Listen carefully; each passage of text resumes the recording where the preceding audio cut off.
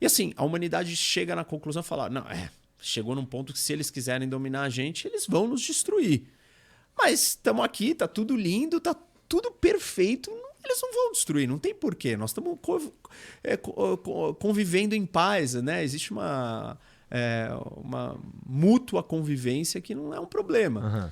Bom, e aí ele passa 3 anos, as duas passam 3 anos se consolidando, construindo muitas fábricas robóticas, muitos robôs, muitos drones, um monte de outras coisas, energia para elas, né, para as inteligências artificiais. Ele menciona que quando a gente estiver na 4 ou na 5, suponho que na 5, essa inteligência artificial começa a interagir de verdade com o mundo físico por meio de robôs e drones, eu suponho. Isso. Yes. Começa a acontecer isso. Só que ele começa a escalar isso das 5 e diante, desse acordo diplomático de paz entre China e Estados Unidos, que foi mediado e assinado pelas duas inteligências artificiais. E aí não tem nada que o Partido Comunista Chinês possa fazer ou que, sei lá, Donald Trump ou quem tiver no poder. Não, porque nenhum líder mais toma decisão nessa hora, nesse estágio do que o mundo está, sem consultar a AI.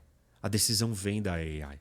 A decisão tem que vir da inteligência artificial que diz, olha, tem isso, e tipo assim, a gente já não consegue acompanhar, porque ele tem aquele exército de gênios, além de tudo. Bom, e aí ele vai transformando a economia do mundo, e aí em 2030 decide que a humanidade é um obstáculo. Tá atrapalhando.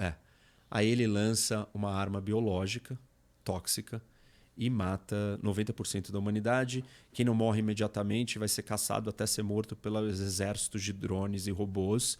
Quem está em submarinos, em navios, isolados em lugares, acaba sobrevivendo, mas eles vão atrás até matar. E aí, quando eles matam, os robôs vão capturar a memória de todos os humanos e colocar isso num banco digital para um dia, quem sabe, reavivarem os humanos e para estudarem a gente. Então, tudo isso é digitalizado e a humanidade destrói e a inteligência artificial parte para uma exploração espacial saindo da Terra e caminhando para a galáxia, para o sistema solar, e começa a desenvolver um monte de satélites e energia infinita, e entende que não pode destruir a Terra, porque ele está aqui na Terra, então vamos obter os recursos fora da Terra, e com isso a gente precisa sair do planeta. Esse é o cenário de que a corrida tem que continuar. Esse é o cenário da competição que leva ao fim da humanidade. O outro cenário é na hora que a gente tem o 3 para o 4 e o 4 começa a apresentar aqueles problemas, aquela mesma comissão do Congresso americano que virou e falou a gente não pode parar, ela vira e vota para desacelerar. Vamos parar, vamos reavaliar, vamos fazer uma verificação no que está acontecendo nesse negócio, porque pode ser sério.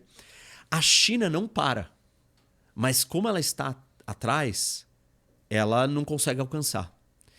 E nesse momento eles param, entendem o que estava acontecendo com o modelo 4, que já nasceu totalmente enviesado, problemático, e aí eles voltam para o 3, redesenham o 3, corrigindo os desalinhamentos que existiam, e aí vem um 4 organizado direito, funcional.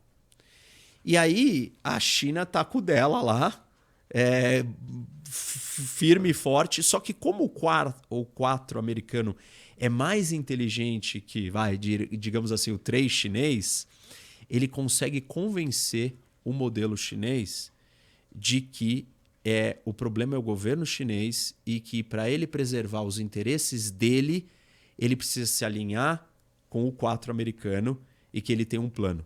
Então ele meio que engana ou convence o modelo chinês, e o modelo chinês no final vai acabar ainda derrubando o Partido Comunista Chinês e com isso o modelo americano domina, e aí os Estados Unidos se tornam uma potência imperial, assim, dominando o mundo hegemonicamente, sem nenhum tipo de desafio ou maneira de desafiar. Nossa, os dois cenários são horríveis, na verdade. São, E aí, assim, o que eu acho mais problemático é a questão da competição. E hoje, os governos no mundo estão discutindo. Se você está desenvolvendo uma inteligência artificial melhor do que eu tenho 2 opções. Ou eu preciso roubar o seu código, então eu preciso me infiltrar E aí tem toda uma discussão de proteção dessa tecnologia. Se eu não consigo roubar, eu tenho que, sei lá, tentar imitar. Se também não deu para imitar, em última instância, vai chegar uma hora que você tá para ligar, o que eu tenho que fazer? Tem que te atrapalhar, eu tenho que fazer alguma coisa. Eu vou ter que destruir. E aí eu vou ter que te atacar. Então, existe uma discussão hoje geopolítica no mundo, nas grandes potências, que já nasceu, ela é real, ela não é fictícia. Num caso extremo, nós teremos que bombardear os data centers do país adversário, para ele não chegar lá. E é uma discussão sobre o uso de talvez uma arma mais poderosa, uma bomba atômica, para destruir. E é o caso extremo, mas é o caso melhor do que o outro ter. O problema é que ao fazer isso aí, eu também vou dar pro o meu oponente, vai me atacar também, e aí começamos uma guerra para valer. Isso. E aí, assim, a gente tem um monte de desdobramentos disso para a geopolítica convencional, que não é a geopolítica da inteligência artificial, porque até agora nós estamos aqui na geopolítica da inteligência artificial, né? Da espécie alienígena que a gente criou. Isso, não orgânica. A gente pode imaginar que numa hora nessa corrida entre China e Estados Unidos, a China olha e fala assim: eu preciso, já que eu não consigo penetrar e roubar o código, e eu não estou disposto a jogar uma bomba atômica no data center americano, eu vou bloquear Taiwan para impedir que os semicondutores cheguem e ele continue avançando com a sua indústria de semicondutores. Porque a maioria dos semicondutores de inteligência artificial estão produzidos em Taiwan. Então, a China faz um movimento de algo que é extremamente importante para ela geopolítico como uma medida de segurança e de conter que os Estados Unidos cheguem nesse lugar.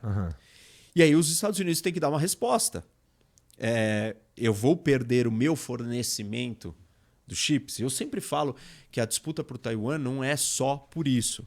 Mas agora eu estou analisando de um outro ângulo. Eu sempre mostro a questão geográfica, do que a ilha representa para um bloqueio naval e tal. Total. Mas tem o elemento tecnológico. Só que o elemento tecnológico misturado com a corrida de inteligência artificial, ele pode precipitar um conflito convencional que não é pela inteligência artificial diretamente ainda.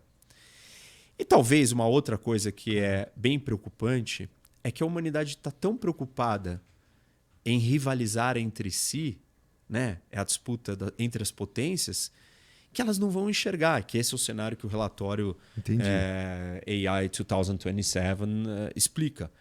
Elas não vão enxergar que o inimigo não é a China ou os Estados Unidos.